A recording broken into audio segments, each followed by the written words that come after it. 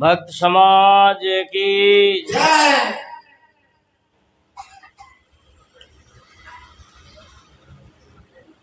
आदरणीय संत समाज, धर्म प्रेम बंधुओं, नन्हे मुंहे बच्चों, आज विजय कथा का तीसरा दिन है। संत गुरुजनों के द्वारा कल्याण संबंधी वचनों को श्रवण कर रहे हैं। मेरे लिए भी निर्देश हुआ है, मैं भी कुछ देर निवेदन करता हूँ। एक छोटा सा पद।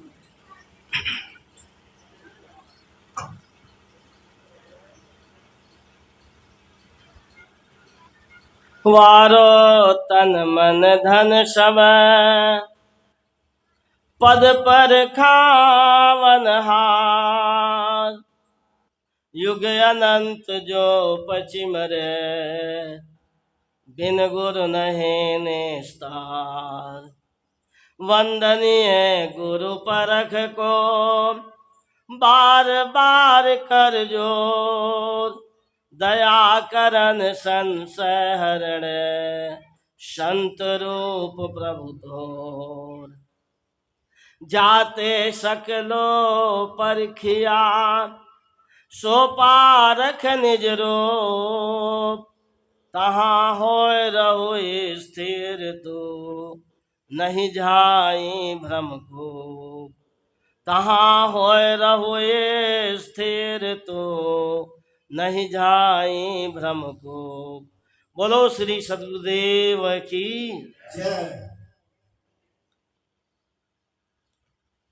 कैसे होगा भव से पार, पारख बिन ज्ञान गुरु। कैसे होगा भव से पार, पारख बिन ज्ञान गुरु के। होगा भव से पार, पारख बिन ज्ञान गुरु के। पारख बिन ज्ञान गुरु के, पारख बिन ज्ञान गुरु के। कैसे होगा भव से पार, पारख बिन ज्ञान गुरु के। कैसे होगा भव से पार, पारख बिन ज्ञान गुरु। ये देवी देव विचारे, जिनके तू आज सहारे। ये देवी देव विचारे, जिनके तू आज सहारे। को तेरी कोई ना सुने पुकार, पारख बिन ज्ञान गुरु के। तेरी कोई ना सुने पुकार, पारख बिन ज्ञान गुरु के। कैसे होगा भव से पार, पारख बिन ज्ञान गुरु। पारख बिन ज्ञान गुरु के, पारख बिन ज्ञान गुरु के। कैसे होगा भव से पार, पारख बिन ज्ञान गुरु के। कैसे होगा भव से पार, पारख बिन ज्ञान गुरु के। चाहे कितना पुण्य कमा लो, चाहे गंगा रोज नहा लो। चाहे कितना पुण्य कमा ले, चाहे गंगा रोज नहा ले।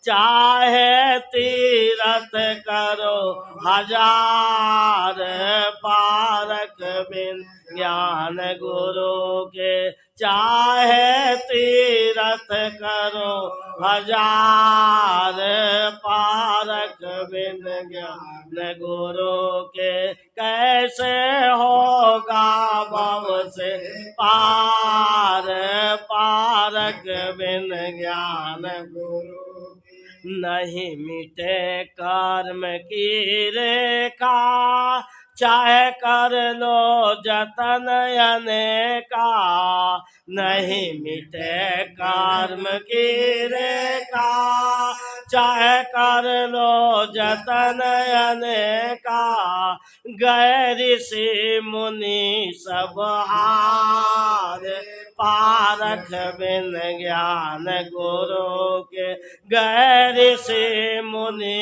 सब हार पारख बिन ज्ञान कैसे होगा भव से पार पारख बिन ज्ञान गुरु के पारख बिन भेद न पावे फिर अंत समय पछतावे पारख बिन भेद न पावे फिर अंत समय पछतावे नैया डूबेगी मझधार पारक न गुरु के नैया डूबेगी मझधार पारक बिन ज्ञान गुरु के कैसे होगा भव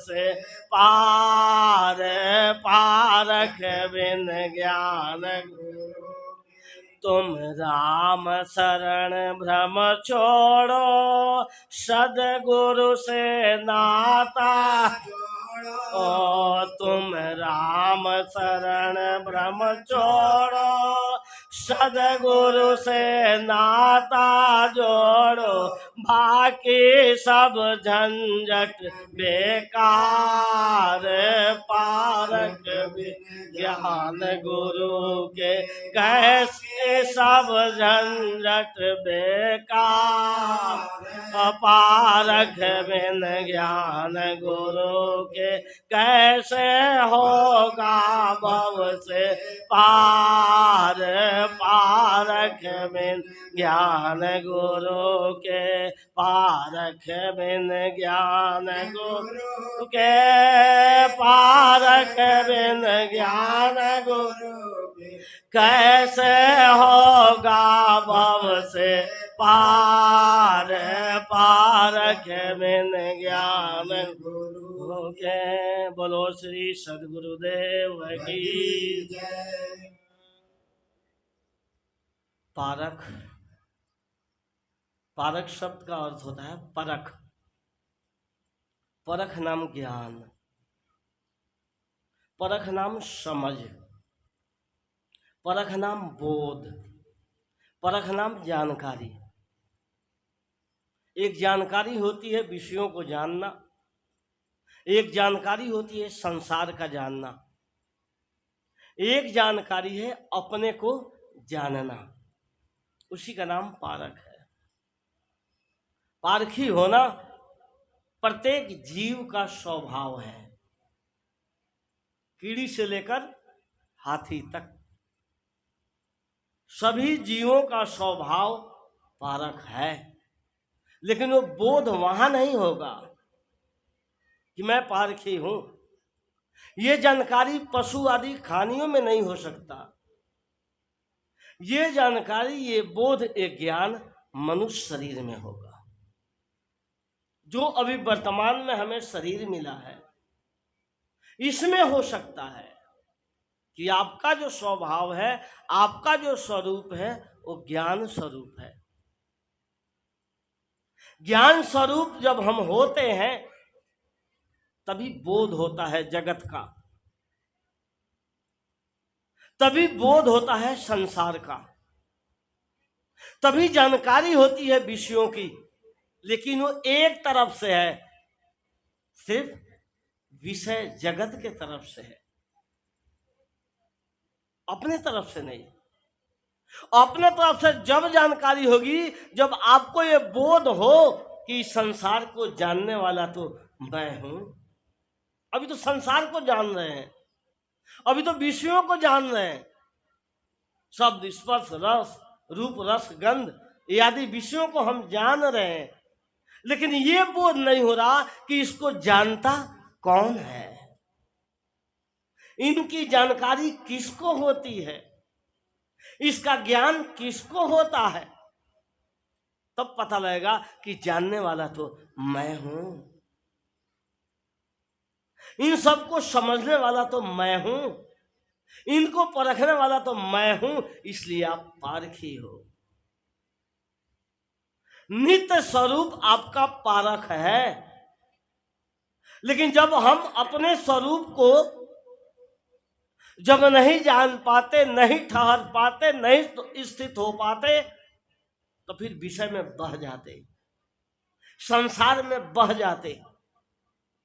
क्योंकि बहते इसलिए हैं क्योंकि अभी तक सदगुरु कबीर साहब के पहले, तो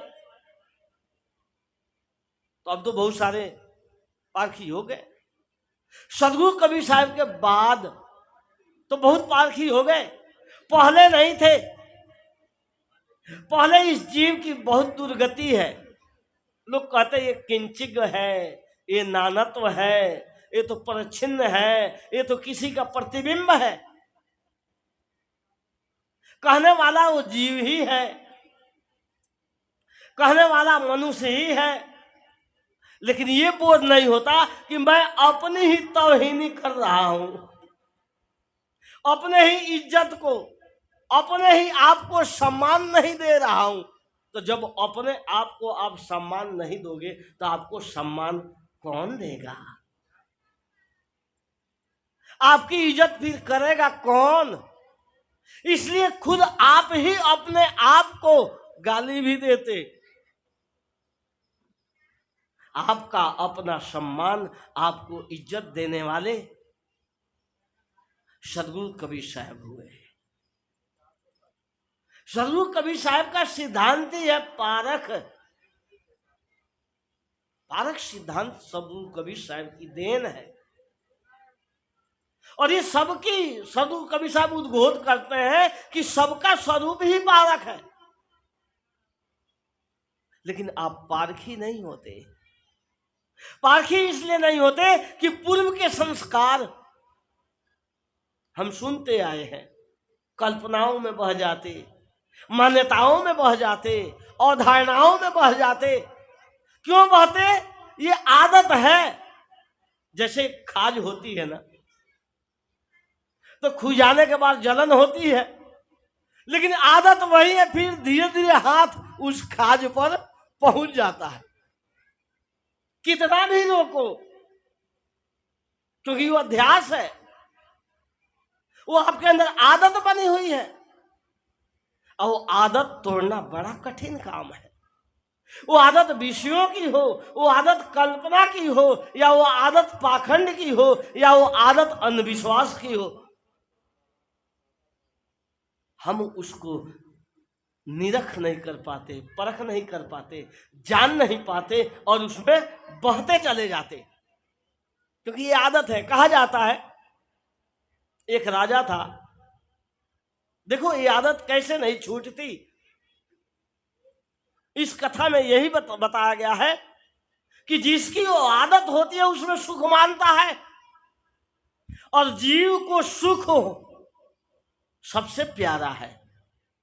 सुख के लिए ही तो शराब पीता है, सुख के लिए तो मांस खाता है, सुख के लिए तो सिनेमा देखता है, सुख के लिए तो क्लबों में जाता है, सुख के लिए ही तो नाना विषयों के परपंच में फंसता है, जगत के परपंच में फंसता है, और सुख के लिए तो फंसता है। लेकिन एक बात समझ लेना, आपका स्वरूप सुख नहीं है, इस बात को ठीक से जान लेना। आपका स्वरूप तो जानना है, सुख को जानना। आनंद स्वरूप भी नहीं है, आनंद को जानना ये आपका अपना स्वरूप है। आप सुख स्वरूप नहीं हो, सुख को जानने वाले आप हो।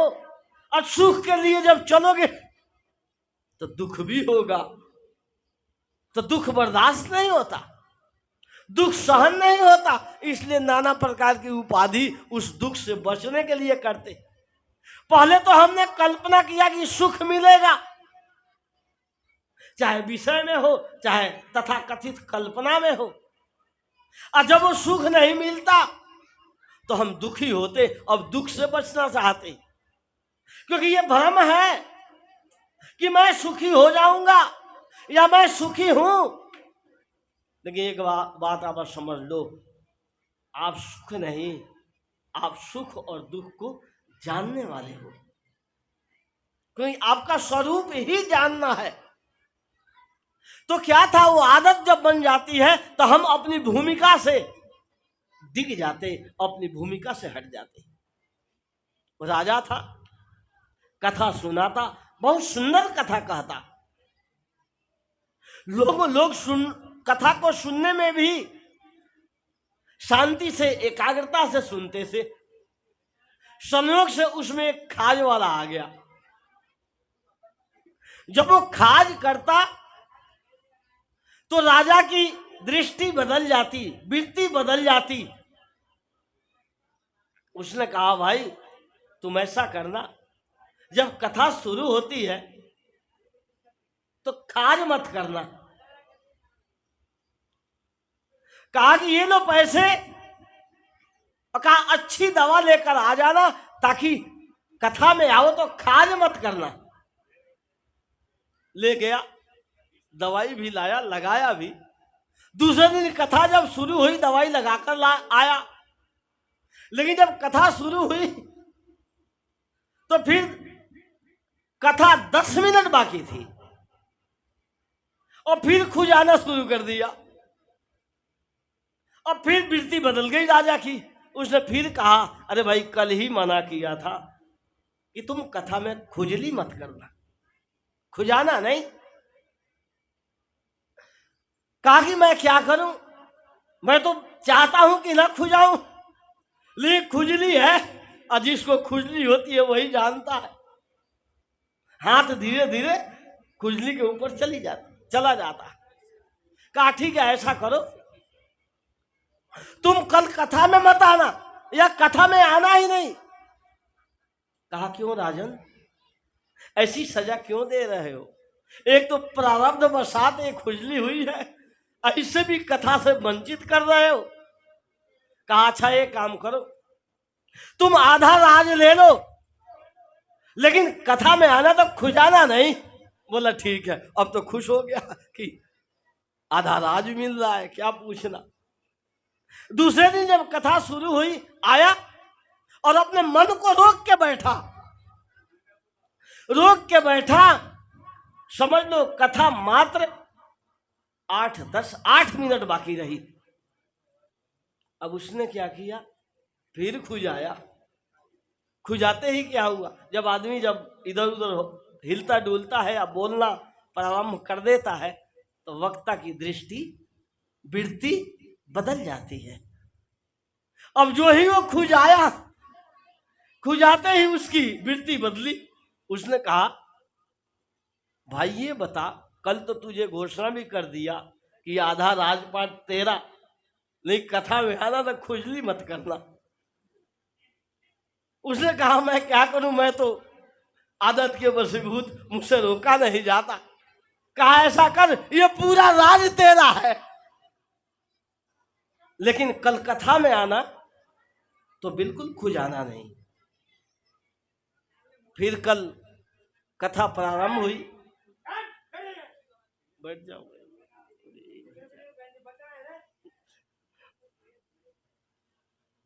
यहाँ से शोर मत करो, वहां जा करके वो कंट्रोल करो। बोलिए श्री सतगुरुदेव की जय। कथा प्रारंभ हुई। अब तो राजपाट मिल गया था। राजा राजगद्दी से नीचे उतर गया, बैठ गया नीचे, और जो खुजली वाला था ना उसको राजगद्दी पर बैठा दिया। जब राजगद्दी पर बैठा दिया, कथा प्रारंभ हुई। कथा सरकते सरकते मात्र 5 मिनट बची थी। अब वो खड़ा हो गया, कौन? खुजली वाला। खड़ा होकर कहा, राजन मेरी बात सुन। राजा ने सोचा अब क्या चाहिए, राजपाट तो इसको दे दी, अब इसको क्या चाहिए? कहा बोलो क्या बात है? और लगा, कहा कि जो मजा मेरी खाज में है वो मजा तेरी राज में नहीं। और खड़ा होकर खुजाने लगा। बंधुओं, कितना भी समझाया जाए, कितना भी बताया जाए कि पाखंड से दूर रहो, अंधविश्वास से दूर रहो, विषय वासना से दूर रहो, जागृत हो, सजग हो, सावधान हो, नहीं फिर भी वही आदत है। वो आदत इतना सरल थोड़ी है, क्योंकि जन्म जन्मांतर की है। और जन्म जन्मांतर की आदत छूटना अगर संकल्प कर लोगे तो छूट जाती है। अरे परिवार छूट जाता है, पत्नी प्रिय है पत्नी छूट जाती है, और मित्र भी प्रिय है वो भी छूट जाते हैं। तो ये बुरी आदत कौन बड़ी बात है? आप संकल्प करोगे तो ये भी छूट जाएगी।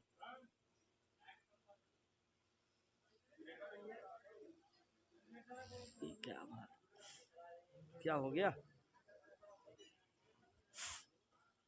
बोलो सदगुरुदेव की। तो ये आदत हमने बनाई है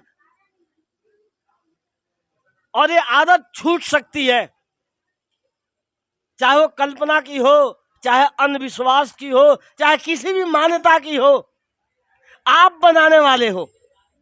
जैसे माताएं देवी पूजती है, कितने तो ऐसी माताएं हैं जो करवा चौथ भी व्रत करती है। अब इनसे पूछो करवा चौथ व्रत किस लिए करती है, तो ये बताएंगी क्या कि इनके पति की उम्र बढ़ जाए, या करवा चौथ करने से पति की उम्र बढ़ जाती है। ये देखो ये भी भ्रम है, पति की उम्र नहीं बढ़ती, जिसकी जितनी उम्र है वो उतनी ही रहती है, न घटती है ना बढ़ती है। लेकिन ये भ्रम है। इस भ्रम को ठीक से पारखी संतों के पास सुन करके, बैठ करके, उनका आधार ले करके, सानिध्य ले करके, इस अंधविश्वास को, इस भ्रम को, इस रूढ़िवादिता का त्याग करो।